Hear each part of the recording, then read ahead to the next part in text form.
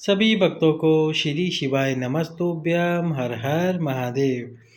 पहले दिन की पूजा विधि का वीडियो आपने देख ही लिया होगा। अब हम आपको दूसरे दिन की पूजा विधि यानी कि 11 नवंबर के दिन आपको पूजा किस प्रकार से करनी है, दूसरे दिन की पूजा में आपको कौन कौन सी वस्तुएं समर्पित करनी है, सिक्कों का क्या करना है, उसकी जानकारी प्रदान करेंगे। पर उसके पहले वीडियो को कर दीजिए लाइक, चैनल को कर दीजिए सब्सक्राइब और कर दीजिए वीडियो को अधिक से अधिक शेयर।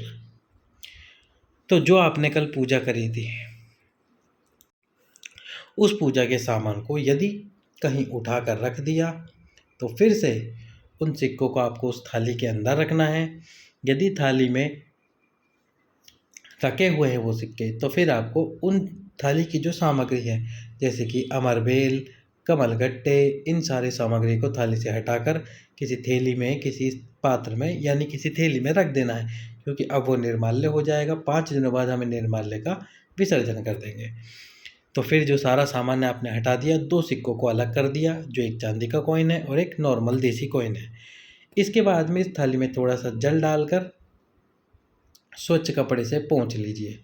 उसके बाद में आपको फिर से स्वस्तिक का निर्माण करना है। वो स्वस्तिक का निर्माण करने के बाद में इसके ऊपर वही 2 सिक्के रख देने हैं। कौन से वाले 2 सिक्के? जिनकी पूजन आपने कल की थी। सिक्के रखने के बाद में 2 आटे के दीप बनाने हैं। 2 आटे के दीप बनाने हैं आज आपको। एक दीप जो होगा वो होगा घी का दीप और एक होगा तेल का दीप। घी वाला दीप आपके उल्टे हाथ पर, तेल वाला दीप आपके सीधे हाथ पर, जहाँ आप पूजा करने बैठ रहे हैं। तेल वाले दीप में आपको तेल कौन कौन सा डाल सकते हैं? सरसों का डाल सकते हैं, तिल्ली का डाल सकते हैं, मीठा तेल डाल सकते हैं। अब इस वाले दीपक में आपको, तेल वाले दीपक में आपको 4 बत्ती लगानी है, लंबी 4 बात लगानी है और साथ में डालनी है पीली सरसों।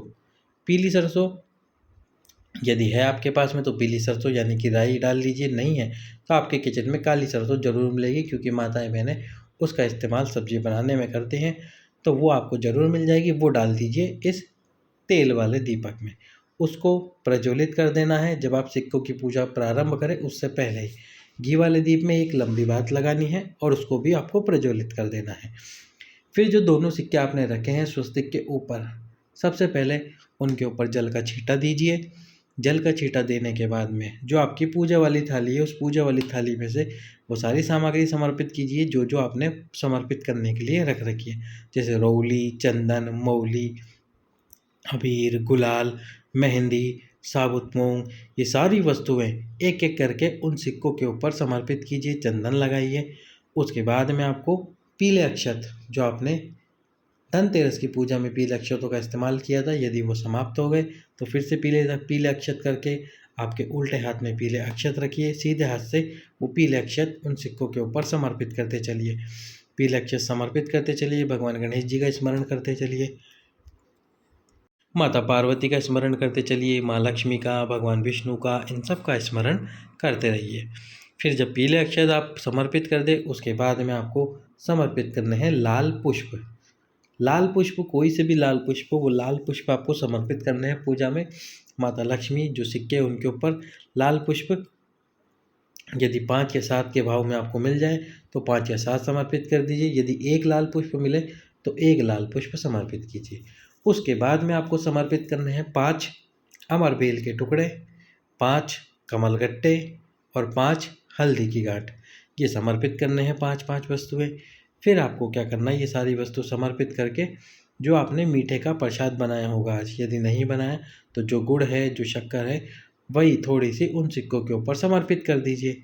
ये समर्पित करने के बाद में जो हल्दी हमने कल समर्पित की थी 7 बार, वही हल्दी समर्पित करनी है आज भी आपको 7 बार।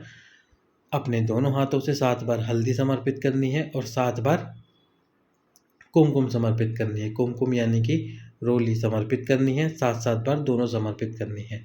ये जब समर्पित करें, इसके बाद में आप जो आपने मीठे का प्रसाद बना रखा है वो समर्पित करना। तो सबसे पहले अमरबेल के टुकड़े, फिर कमलगट्टे, सबसे पहले तो आपको चंदन, रोली, अबीर लगा देना है। फिर उसके बाद में लाल पुष्प, फिर अमरबेल, कमलगट्टे, हल्दी की गांठ, फिर उसके बाद में उससे पहले पीले अक्षत, फिर ये अमरबेल के टुकड़े, हल्दी की गांठ, इसके बाद में आपको कुमकुम रोली समर्पित करनी है, लाल पुष्प समर्पित करने हैं और हल्दी, जो पिसी हुई हल्दी आपके दोनों हाथों से 7 बार, कुमकुम दोनों हाथों से 7 बार, फिर सबसे अंत में मीठे का प्रसाद समर्पित करना है।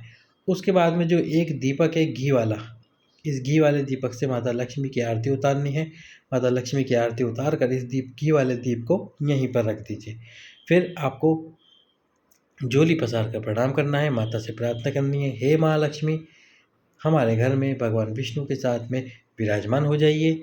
उसके बाद में झोली अपनी तरफ गिरा लेनी है। फिर घर के जितने भी खिड़की दरवाजे उन सबको खोल देना है, मुख्य द्वार को भी खोल देना है, मेन डोर को भी खोल देना है।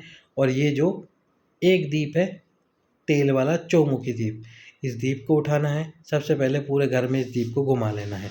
पूरे घर में इस दीप को घुमाइए। घुमाने के बाद में जो घर का मुख्य द्वार है उस मुख्य द्वार के बिल्कुल बीचों बीच यानी कि सेंटर पॉइंट पे, मुख्य द्वार के सेंटर पॉइंट पे, घर के सेंटर पॉइंट पे नहीं, मुख्य द्वार के सेंटर पॉइंट पे, केंद्र बिंदु पे इस दीपक को रख देना है। कौन सा वाला? वो चौमुखी दीप तेल वाला।